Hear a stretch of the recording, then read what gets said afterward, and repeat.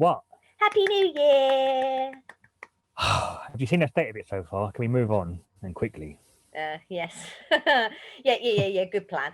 So welcome back to the Shuntcast, ladies and gentlemen. After a week off, BattleBots is back, and we kick off the first episode of 2021 with... Black Dragon and Claw Viper. So first fight of the night, and I laughed my head off barely 2 seconds into the match, because Claw Viper did a rusty and went straight into the wall. Just, Yes. dunk. I mean, I gotta say, I think Claw Viper's probably the new king of the box rush because it's so quick, ridiculous. It is very fast. And considering how it fared against Hijinks, I had hoped that this fight would be a bit more of a slugfest, really, but Black Dragon just made them look like noobs. It was, yeah, I mean, they survived that one hit and then they sort of crawled around for a while and then they just got hit again and then died. I love the ending. It's just what an ending. Just survived the countdown. It moved with 2 seconds to go, only to then be one punched into a coma, and that was the end of that. So, I can do it! I can do it! I can do it! Yeah. I'm dead.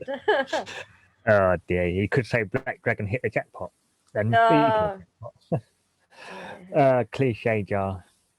Sorry. No, was it the segue? That was it.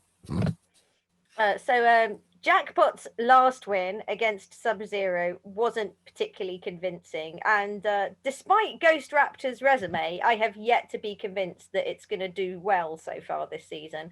So I was really hoping for a convincing win out of one of these two robots, and it's fair to say I wasn't disappointed.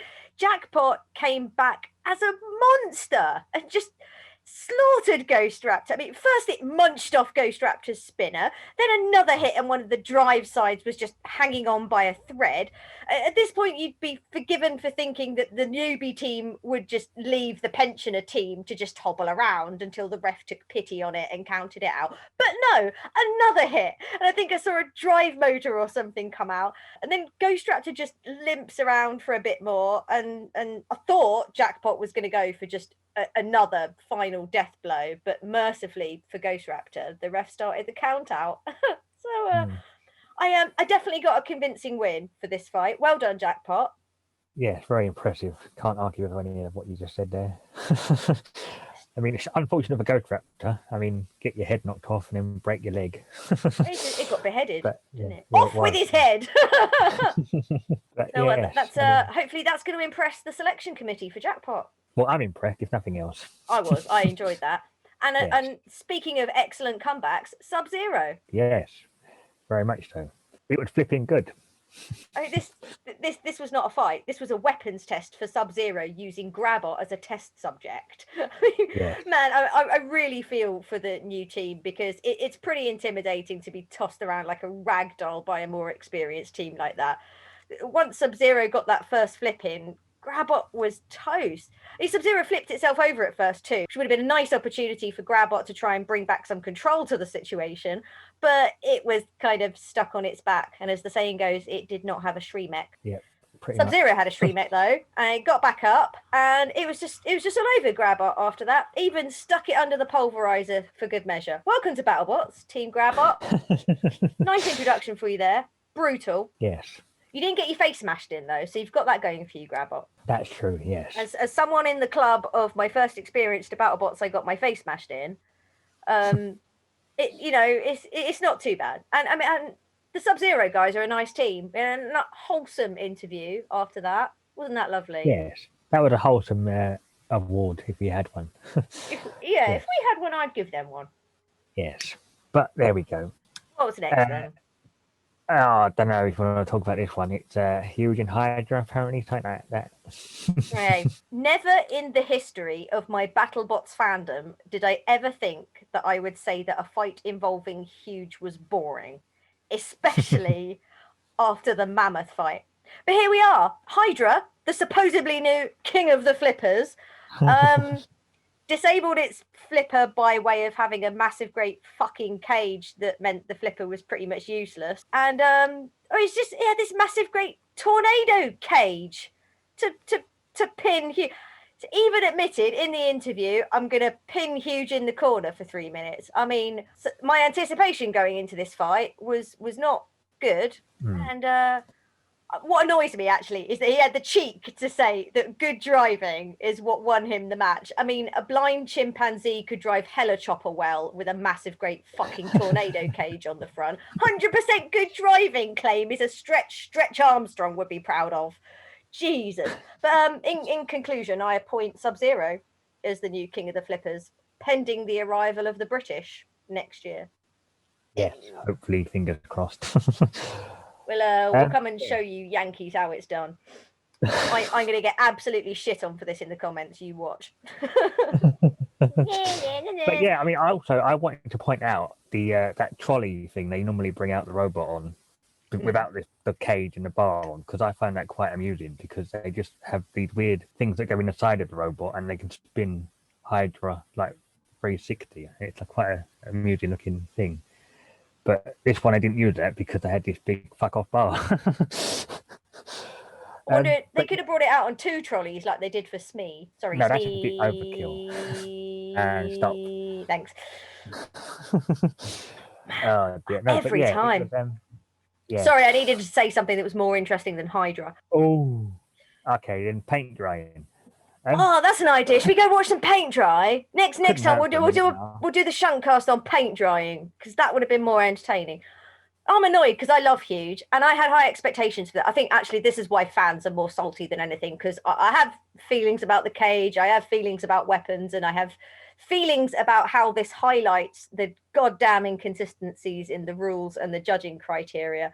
I think that the upset is fans felt robbed. It was a boring fight, and Huge is a great robot. It's unconventional and people expect good things out of it. Mammoth versus Huge is a very recent example, but how many of Huge's fights have been disappointing? They've either lost spectacularly, like having their whole wheels chopped off or something, or melted by free shipping, or they've just destroyed stuff and been totally scary. And Hydra so far has also not been a disappointing robot by any means. Hydra's done some amazing flips and should really be the king of the flippers on BattleBots right now. But if you're going to come out with that crap, it is my royal duty as Queen Knobhead to demote you. It's Sub-Zero's king of the flippers now. Didn't use your flipper. Get out of it. But I wanted to point out the quote of the night for me anyway. I'm here to fight with a robot, not a bike wreck. That was quite good. Because, although the comeback to that is if you turn up to BattleBots and can't fight a bike rack, what are you doing here? But that's mean. But yeah, I mean, like my problem with it was Huge were trying to win, but they couldn't get to him. But Hydra weren't trying to win; they were just trying to not lose.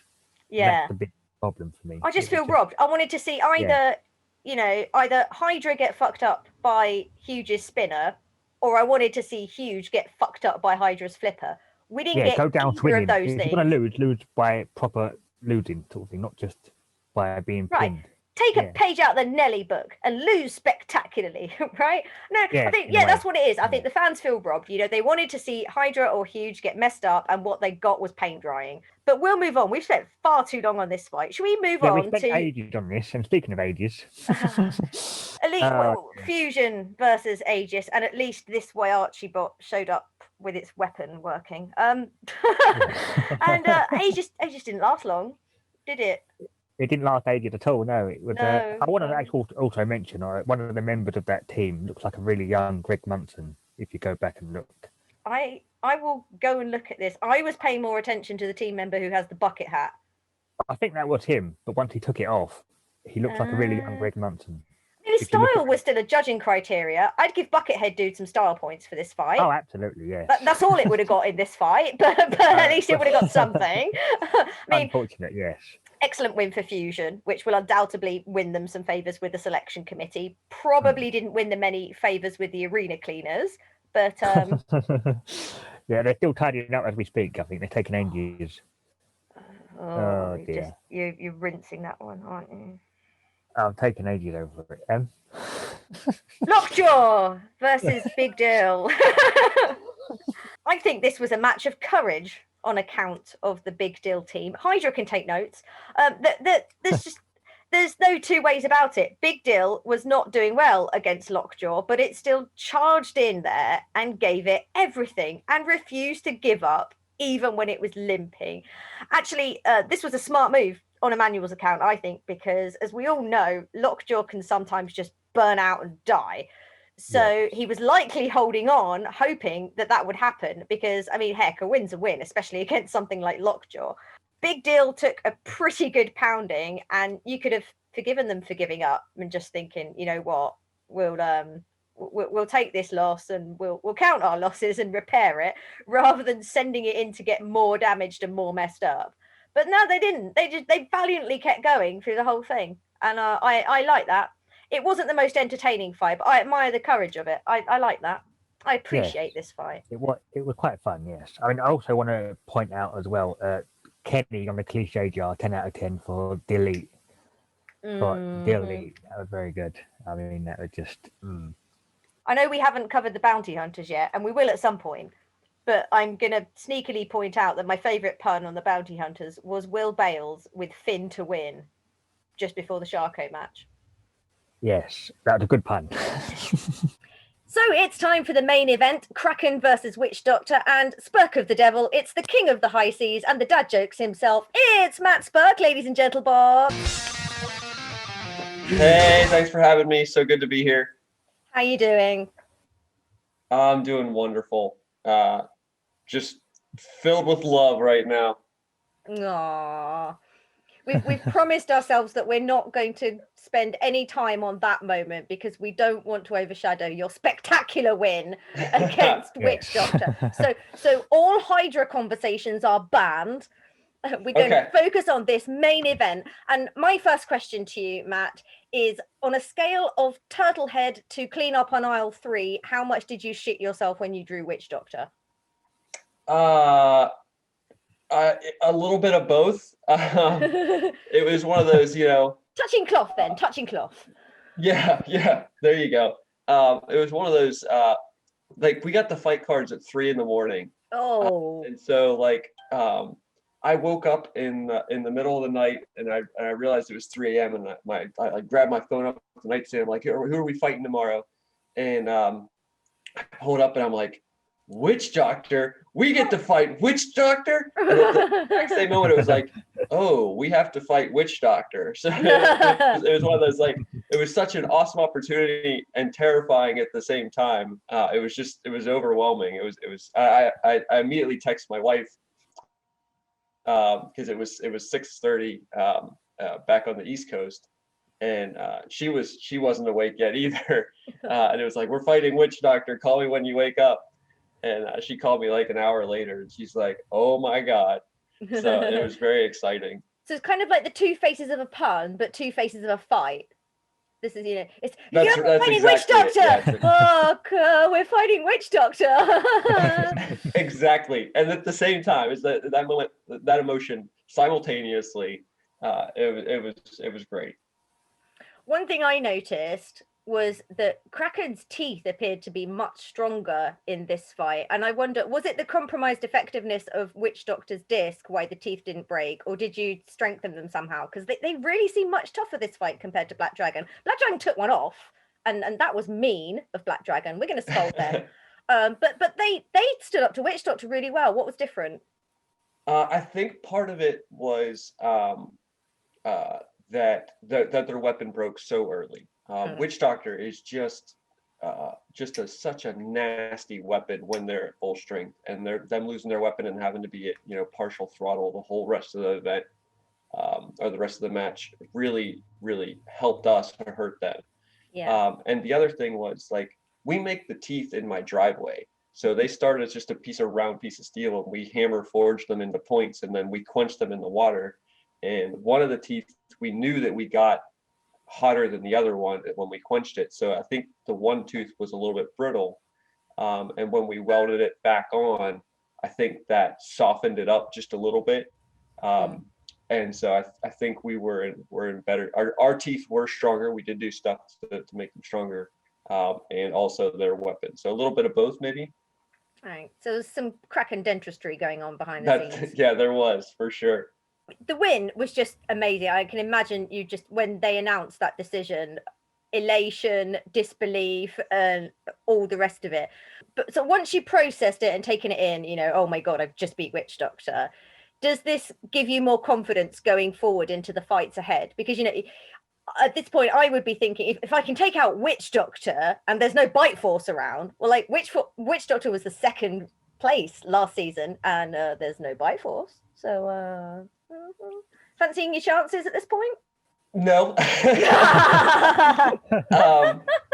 We, I didn't build Kraken with the intention that it was ever going to be a giant nut winner. I built it to be entertaining and to look cool and to have really interesting matches. But I always knew, with that, you have to be a big spinner if you're going to win. I mean, that's just the way it is. You either need to spin. Rusty is not a spinner, Matt.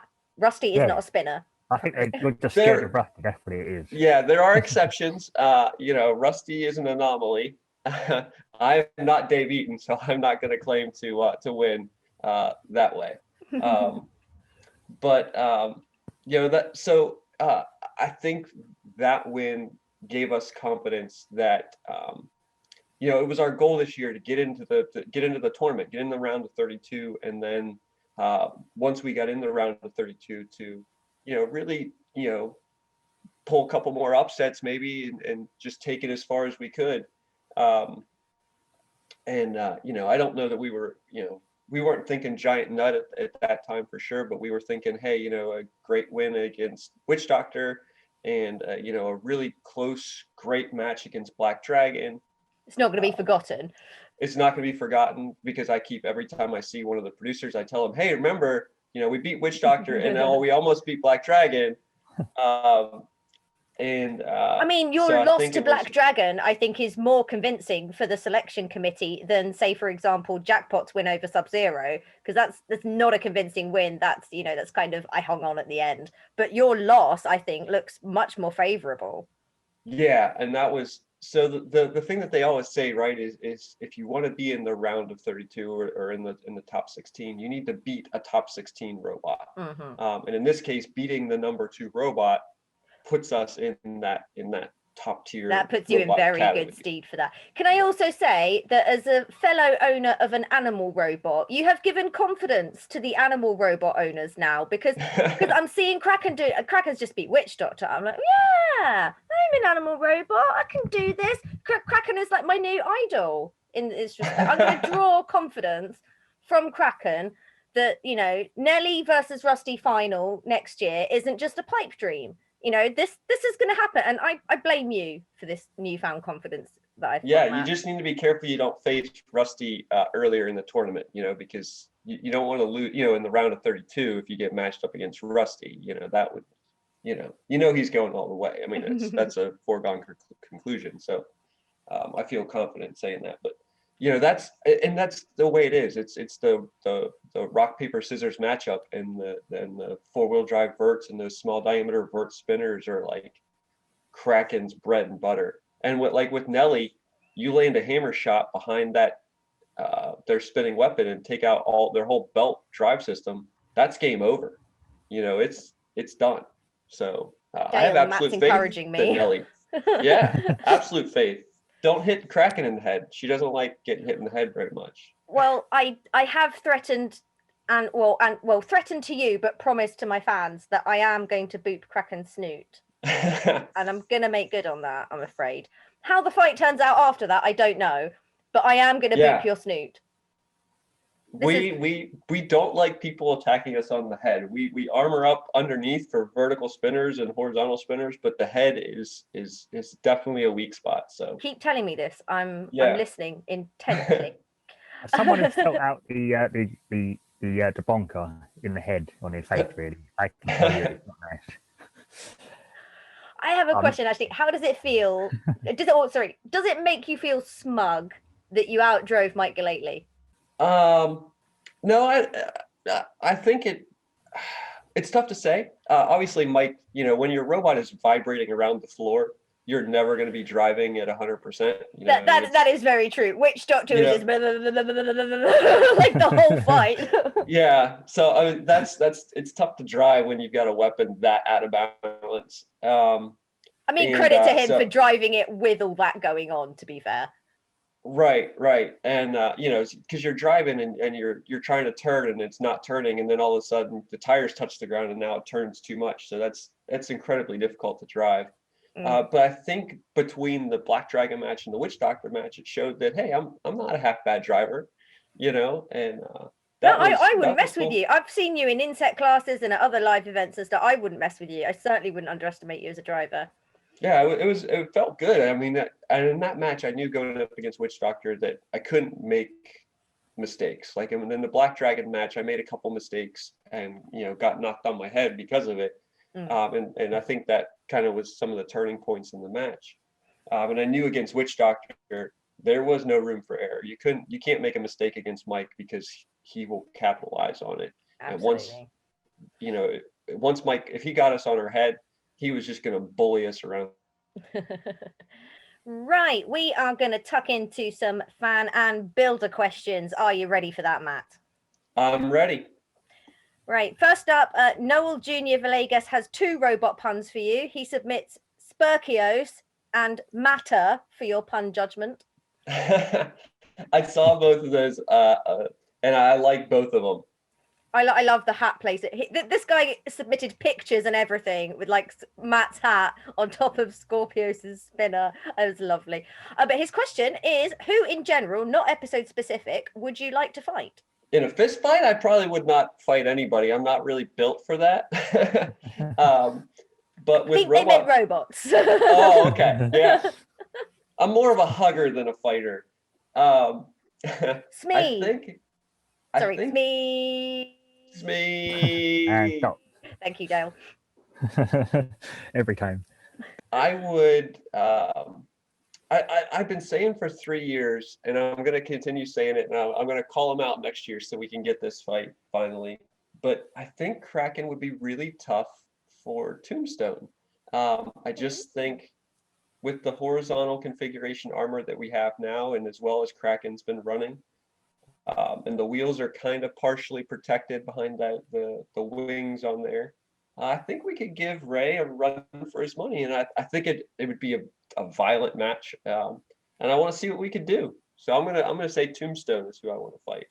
All right, Greggles, if you're listening, you need to make this happen. Next question from Maddie Hagan from Hijinks. She wants to know how many boats can a Kraken eat in a sitting, and have you made an insect class pneumatic crusher yet?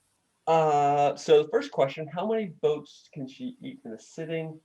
I think the most she's eaten is 3. She started on a 4th one and tore the mast off and stuff, but she wasn't able to finish that one. So we'll say 3. And then have we made an insect weight crusher yet? We have not yet. We have actually Emmanuel from the Big Dill team.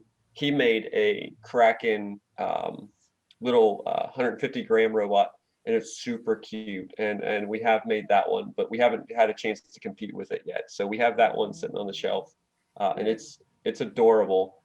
Okay, but it's listeners, go and check this out. Actuated. Look up Emmanuel Carrillo's little Kraken bot. So your next question is from Adam Matthew Peckett, although first he has a dad joke for you. What does Davy Jones do to eggs to make an omelette? Kraken open! I love it. And his serious question is, how much did Kraken cost to make? So the first version of Kraken probably cost us around $20,000. And that was, counting our money and money that we had donated, and then sponsorship, and then Will's money, and then a little bit of Will's money and our friends' money and some money we found in the street. Yeah, all that money down the couch and. Yeah, I sold one of the kids' livers. I hope they don't need that later. So, but because we were starting with nothing, right? And when you go to BattleBots, you need all these spare parts and everything. And so we were we were buying all motors and speed controllers and the metal and just nuts and bolts. I think we probably spent $1,000 just in nuts and bolts and pipe fittings. You don't realize how much they cost until you buy so many of them. Yeah. I weep at how much we've spent on nuts and bolts. It's crazy. It's absolutely crazy. And there was a period of time there where we were making daily runs to the home improvement stores, and we had daily McMaster car shipping was 2/3 of the cost, I think. So it was probably 20,000 the first year, and then this past season we actually didn't spend very much because we were we kind of had Kraken almost ready to go from the season before, and we just made some minor changes. And it was a coronavirus year, so then we weren't even sure they were going to have this season after it got postponed the first time, and so we were like, all right, don't spend any money until we get like the absolute it's happening. So yeah, this past year we probably spent a grand or two just to fix some of the things that were broken from the year before. That's not so bad. No, just a few dollars. Yeah. Next question from someone you might have heard of, Mike Galately from Witch Doctor or someone. I'm not too sure. The name rings a bell, but not sure. He wants to know if you think their weapon discs are cracking too easily. Yes, I think they are. I think they're cracking too easily. But I also, the Witch Doctor team is some of our best friends, and they are geniuses with their combat robots. So I have zero doubt that they'll get that issue fixed for their next fight. And they have technical T-Rex going for them. They do. Can we give T-Rex some appreciation? Yeah, that was an unexpected. I didn't realize they had that kind of firepower in the background. They weren't technical T-Rex wasn't at the filming, but now that I know that they could have called on technical T-Rex, it was like, well, geez, no wonder they were the number 2 last year. Right. Randy Farmer dropped in on the thread, and he said he made you a giant toothbrush for Kraken. Did you like it? Oh, I love it. Yeah, getting all those weapon discs out of Kraken's teeth is difficult sometimes, so that'll be great. And he also, as a fellow fan of dad jokes, he would like to submit, 2 narwhals are paddling a canoe across the desert. One narwhal asks the other, "Where's your paddle?" To which the other responds, "It sure does." I feel like I don't get this one. Can you explain it to me? I'm going to go ahead and admit this one's lost on me. I'm not sure. We'll have to get Randy to explain it to us. Okay, Randy. Where's your paddle? Randy, help us out here. We're not entirely sure we get it, but never mind. What's the next question, Dale? The next question is from Evan Andrew, and he asks, did you get to meet the guy cheering in that video from Robot Ruckus? If so, is he not the biggest BattleBots fan in history? I did not get to meet that guy from the Robot Ruckus video. And if you haven't seen that, it's Kraken and Sub-Zero. And it's just a display, a tour de force of Sub-Zero, launching us 8 feet in the air. It was crazy. But yeah, I did not get to meet him, but I love watching that video. Yeah, he's very enthusiastic. It's so cool. Such a fun video. Glynis Jansen says, "What would happen if you fused Kraken and Duck together? You'd get the Quacken!" I love that. In the first season we were on and Duck was there, they actually used Release the Quacken for Duck. And I was like, hey, that's our line. We'll be using that. They stole my puns as well. I've talked about this on the Shuntcast before, so I'm not going to bore the listeners with it again. But they stole my Russian puns for Rainbow, and I was miffed. Oh dear, don't have to hear that again. Heard it enough. Next question. Mary Catherine Carr asks, did you sacrifice Wally to the robot gods for that win? So I don't know that we sacrificed it to the robot gods, but we needed something that was strong enough to break Witch Doctor's disc, and the only thing that we had was Wally. So Wally, thank you for your sacrifice for taking out Witch Doctor's disc, and we appreciate the sacrifice. But Wally will be back. We can rebuild him. Thank you for your service, Wally. Press F for Wally. Yeah, press F. Press W for Wally. Right, Roger Mail submits a joke first. What do you call a pregnant BattleBot? Wombstone! Oh, jeez. And his question is, what's Kraken's favourite dad joke? Can I have two? You can have two, go on. My favorite one is probably, what's brown and sticky? A stick. And would you like to hear a long joke? Okay.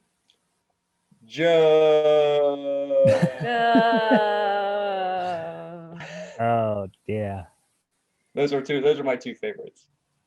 Okay, well done. Well done. Yes. Thank you. Thank you. Actually, I have a little one there I'd like to add here as well. What is Kraken's favourite period of time? I don't know. 2000 to 2002. Oh. I like it. And the final question is, Dale. Yes, moving on to the serious one. Right. Graham Grizz Glover asks, what did the junkie say to the drug dealer? You got any crack in? Oh dear. We'll move away from the dad jokes and we'll go to the good hit of the night award. Do you have any that stand out to you, Matt, or would you like me to give you our nominations? There were some monster mashes in there. I mean, just some huge hits. There's three that stick out to me. One was when Jackpot just decapitated Ghost Raptor. That's on our list. Yeah, that was crazy. And then Sub-Zero coming in and showing the power of that flipper against Grabot. That was a monster hit as well. Mm-hmm. But I think my hit of the night was Black Dragon when Claw Viper kind of came back from the dead and stopped the count. That is literally that is the first one on my list. So our list was Black Dragon's stay down death blow to Claw Viper, yes. Jackpot's beheading of Ghost Raptor, Fusion's Kevlar bomb, Kraken plays Hungry Hippos with Witch Doctor, or the slap with a wet fish that the general BattleBots population would like to give Jake Hewitt. Yeah, no, that Black Dragon hit where it just no, stay down. You are not alive. Get back to dead. You die and you stay die. Yeah, it was a zombie killer moment of the match. You know, it was Resident Evil or something. I don't know. But it was so heartbreaking. I mean, like if I was Claw Viper, serious F is like, we did it, we managed to break out the countdown, we did. Oh. Yeah, like the energy in that hit. It was like Claw Viper just broke the speed of light to hit that wall. You know, it was just it did a Rusty, just straight off the dunk. Amazing. Oh, but there. So are you going to give it to Black Dragon then for Black stay Dragon? Down? Yeah, Black Dragon. Congratulations, Black Dragon! You win the John Reed Good Hit of the Night Award for episode 5. And you stay down. Right. Last quickly, we have a little game called Beat Defeat Judges. This is like Snog Barrier Void, but less creepy and more robots. Your robot, of course, is Kraken, and you will be going up against Endgame, Extinguisher, and Petunia. You beat one defeats you, and one goes to the judges. Oh, okay. I am gonna say that we beat Endgame. Okay. I'm going to say we're defeated by Extinguisher because we've faced them before and lost to them. Okay. They're a fellow Floridian, aren't they? They're a fellow Floridian. We fought them last year at Robot Ruckus. And Petunia, we go to the judges' decision. I think those two bots just are so awkwardly shaped, neither one can really get control. Do you know what? I have to say, I think that would be a really boring match because it would just be Kraken and Petunia struggling to get into each other's mouths. And it just, bonk. Yeah. It looked like two hippos trying to in a hippo fight. And what happens in the judges' decision is the judges observe how much paintwork was lost in the fight. And well, there we go. So in a game of beat defeat judges, Kraken beats Endgame. loses to Extinguisher, and goes to the judges with Petunia. Matt, thank you so much for joining us and being on the Shuntcast. Do you have any shout outs you'd like to give before you go? I want to give a shout out to just all the fans that all the love and support that we've gotten after that Witch Doctor match. It's been truly amazing. I just really appreciate it. So awesome. Well, once again, Matt, thank you for joining us. We will see you later on in the series. Yeah, absolutely. Thank you very much. Have a great night. Bye. Now that Captain Krakens are gone, I'll go make some tea. Do you want one? Oh, yes, please. All right, see ya. He left suspiciously quickly. I feel like he's up to something. Never mind.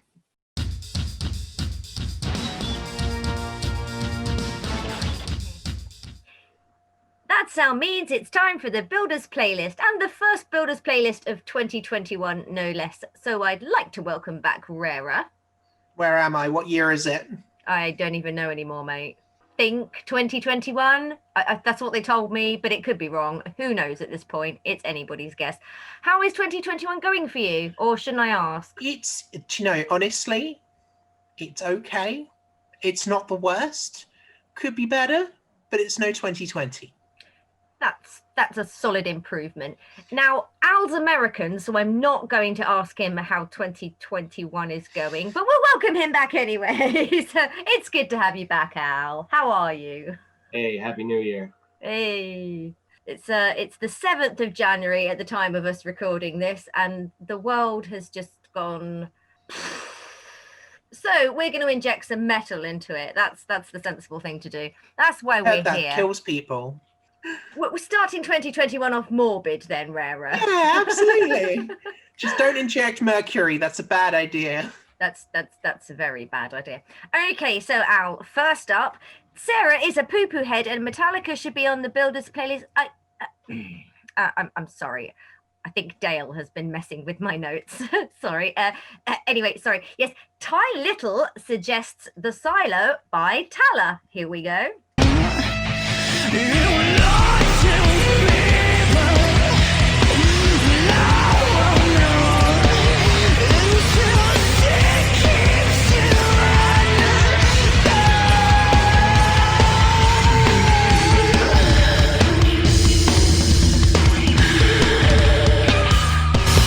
I don't like it. I had never heard of this group before, so I always like listening to new music. Not so much new metal as whatever they call this horrible genre that came along in the 90s. Yeah, it's lost on me. I have to be honest. The closest thing I could think of was it made me think if Dir and Grey were American, this is what they'd sound like. I got they were trying too hard to be Nirvana, which is probably going to catch me some really bad opinions back. But like, I felt that they were really trying for like that sort of dirge metal, the sort of everything is awful metal that sort of Metallica kind of ruled over. Not Metallica. I can't. Where's Nirvana? I've got Metallica on the brain. Someone paid me to say that. That's funny you say that because one of my thoughts was I feel like they're stuck in between genres. Yeah. And which can be a good thing because it's nice to hear something that's not, straight like everything else. It's like, and that's kind of where I was going with that. It's stuck in between two genres that I don't like, I think. It's like, it definitely is that Nirvana grungy kind of feel, and it's trying to be that new metal also, and his vocals are not terrible, but not, I don't know, I'm bored. I'm bored with that song. Right? Yeah, I think that's a very good word, actually. That's how I was bored by it. Sorry, Ty. The thing is, though, is it worse than Pantera, Al? Because it sounds like it's not going in the Builders playlist for sure. But is it worse than Pantera? It's close, but no, it's not. Ooh, it's a close one. That's the first close one we've had, Rara. Yeah, I think it might be. Again, I didn't hate this, but it was not fantastic. It's not my kind of metal. I feel like if I listened to a whole album of it, I wouldn't be able to tell when one song ended and the next one began. It would just kind of all blur into one, which I is tried another song and I had the same reaction. I was there we go. Okay. It's not a hate kind of thing, but it's just that, man, I'm going to take a nap now. It didn't do anything for me. Well, there we go. Sorry, Ty. The Silo by Tala did not make the Builders playlist. So Rare is going to have to suggest another one for us. Yeah, let's see what I can find. So, Dale Bruce suggests Master of... Oh, God damn it, Dale, really? So, BattleBots builder and my fellow co-captain from the same heat, my boy, James Jeffrey, suggests Metal on Metal by Anvil. Let's have a listen.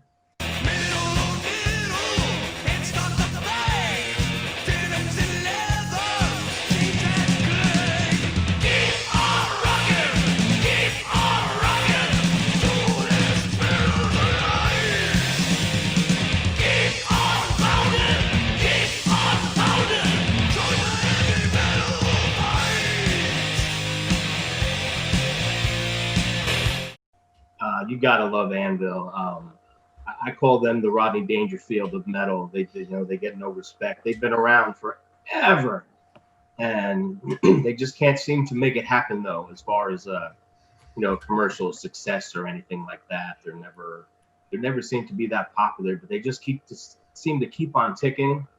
And Metal on Metal, I mean, it's a pretty classic album. I think it's the first Anvil album that I ever bought. And this song is just really good. They're good straight metal. I mean, they haven't tried to sell out to be successful, so you got to give them that. But I like this song. I like this album. So I hadn't heard of them before, and I was a bit bored by it. It wasn't really my cup of tea, to be terribly British about it. I didn't hate it though. I think if I was in your workshop, I wouldn't mind it. I actually didn't hate it. I thought it was quite good. I think the one comment I noted down whilst listening to it earlier was the fact that if you took the lyrics away, you could definitely put it under like series 1 or 2 of Robot Wars and not have it be a miss. That's true. I'll give you that. I don't think it's one of their better songs. It's not their best song, I should say. And don't ask me to name any because I honestly hadn't listened to them in probably 10 years. But it did bring back some memories. That's what you're going to be doing tonight then? Probably. I mean, it's called Metal on Metal, though. It's got that going for it. It's got a BattleBots-esque name, at least. And the band is Anvil. Come on, Blacksmith, Anvil. Right. So that sounds to me like it's going in. Yeah, I'm going to go ahead and give this a thumbs up. Woohoo! Well, there you go. Congratulations, James Jeffrey. Lastly, Master of Dale. So sorry, Al. Mike Jones suggests Ghost City by Fire Lake. Here we go.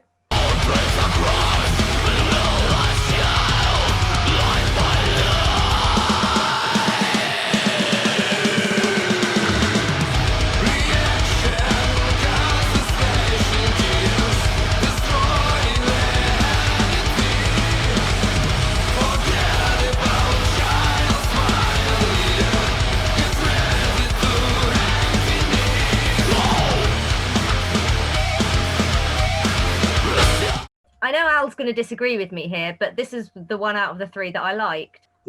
This song annoyed me. And it's funny, I'll tell you why. And this does happen sometimes with this type of music.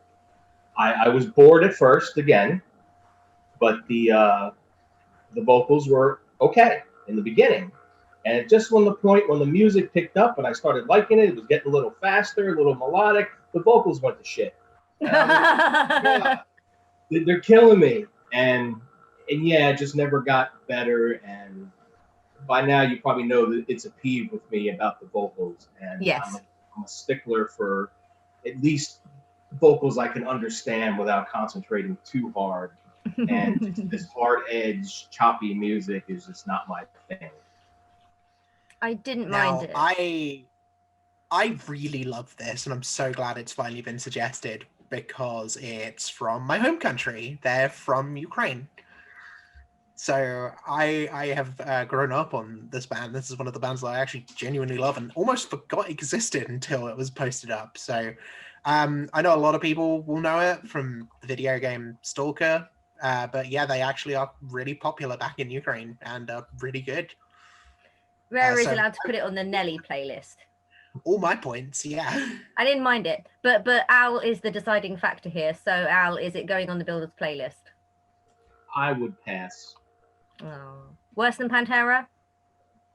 It's another close one for me, but it's probably it's not a fair one for me because it falls into that particular niche that I just don't like at all. So I'm probably not a fair judge of a lot of these. Well, you're notable when it comes to unfair judges' decisions, so we'll give you that. But there you go, Mike. It wasn't as terrible as Pantera, but unfortunately, it does not make the Builders playlist. But so Al, just to shut Dale up, go on. What's your feelings on Metallica? Feelings on it, what overall or? Well, he suggested Master of Puppets, and we haven't got time to play you a clip. But if would we put Master of Puppets on the Builders playlist? There's no need to play a clip from Master of Puppets. What annoys me about Metallica is you mentioned Master of Puppets in particular. That album is a metal masterpiece for the ages, and it's in my top 5 easily. And then after that, they totally lost it. And I don't know why. I mean, they were pretty big. I mean, they were gaining popularity, and Justice for All was okay, I think, but it was already one foot on the banana peel at that point. And everything after that, I just can't even listen to. I don't know what they're doing. I guess you call it metal, and I call them Selloutica and all these other horrible things from that point to the present. But then at the same time, I listened to Master of Puppets and earlier, and I'm like, this music is amazing, and which annoys me. How do you go from the masterpiece to something I can't even stand? And it just really bugs me about them. I have a kind of similar bug, but with a different album. I really enjoy the Black Album, actually. Same which here. is Love one that album. I know Al isn't going to like. A lot of my but friends I'm like bored that. by the rest of the albums. They just, with the exception of the song Fuel. Give me fuel, give me fire, give me that which I desire. I do like the song Fuel, and that is such a good anthem if you're in a metal club or like a rock club or somewhere like that. It's such a good anthem to like get everyone up to. Which one is Unforgiven on?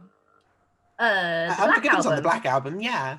I was actually going to say that if any Metallica song deserves to be on the BattleBots playlist, I kind of feel like one, because it's got the chill bit for when you're taking a moment away from the build, and then when you go back into the build, it's got that amazing thing. Or maybe even as mainstream Metallica as this can get, Enter Sandman's just really good. I'd go with Enter Sandman, but I would petition for Of Wolfer Man. Yeah. But there we go. We're going to spend too long on Metallica otherwise. Dale, if it's on Master of Puppets, Al would probably approve of it on the Builders playlist. So there we go. We've answered your question. Stop invading the Builders playlist now. I'm going to have words with him when he gets back. Master of Puppets, Ride the Lightning, Kill 'Em All. I mean, that's good stuff. So, and all those albums would be on my list. Fair enough. Well, ladies and gentlemen, that's all we've got time for on the Builders playlist. We have, of course, got lots more episodes to go, so don't forget to keep dropping your suggestions on the Builders playlist thread on Shunt Posting. And Al and Rara will see you next week. So, Rara, say goodbye. Bye. That was quick. Fair enough. Al, Well, you said to say goodbye, so I said bye. I mean, flawless logic. I'll give you that. Yeah. All right, so, Al, it's your turn to say goodbye, and you can just say bye if you want. There you go. Bye, guys. See you next time. Hi, I'm back. Hi, back. I'm Sarah. Also, you're a knob. Anyway, here's your tea. I thought you'd appreciate the fuel. Oh, dear. Oh, it's a nice tea, actually. I'll let you off. Right, thanks a lot. Anyway, should we do the meme of the week? I think we should indeed do meme of the week. I've got a couple of nominations here that we might have to argue over, actually. First up, Tombo Baxter's Bricked Up Henry. Earlier, BattleBots posted a picture of the tunnel and told people to Photoshop things onto it. And Tombo Baxter's Bricked Up Henry from Thomas the Tank Engine was absolutely my favourite. It was that was amazing. Kollier Wallace made a representation of Ribbot versus Bloodsport using Kermit being thrown into a ceiling fan, which was lovely. And Patrick Epworth used the Leo pointing meme to sum up all our feelings when Chris Rose name dropped BuggleBots. and I'm very torn because my loyalty to BattleBots makes me want to pick that one, but I did very much love the bricked up Henry one, but the Kermit one did make me chortle out loud, so I'm very torn. What do you think, Dale? Well, I would say the Kermit the Frog, because that was weirdly accurate for what the fight was. I But, mean, you're not wrong. It was, and I did give it a hearty chuckle. I'll give it that. yes. Well, All you said right. short for a minute ago. Collier Wallace, you can have meme of the Yeah. week for episode 4. Congratulations. And apologies to Tim, who now will going to riot, because I believe he said if the Tombo one didn't win, he'd riot. But Oh no, Tough we've titties. instigated a riot. oh dear, tough titties to riot Tim. We can consult the titties, Tim. Americans. We can consult the Americans. They know all about that. So moving on Oh. to the Farukalicious Award. Oh, mate, BattleBots stuffed us this year, didn't they? We make a whole new award for Farouk intros, and they cut half of them. Thanks for that, BattleBots. But this week I'd like to abuse my position as Royal Queen Knobhead and postpone the Farukalicious Award for this episode in favour of the Fuck Off Alicious Award for Hydra. Actually, more specifically, the inconsistencies in the judging criteria and the rules, but the Hydra fight brought it to the forefront. So there. Have a Fuck Off Alicious Award instead. Yes, that's fair. I was going to suggest we both sit in a corner and do nothing, but that works too. Congrats, well done. At least you won something convincingly this week. Yay. Well done. Oh dear. On that note, ladies and gentlemen, it's the end of the Shuntcast. So it's goodbye from Dale. Bye-bye. And it's goodbye from the Queen. Fuck off!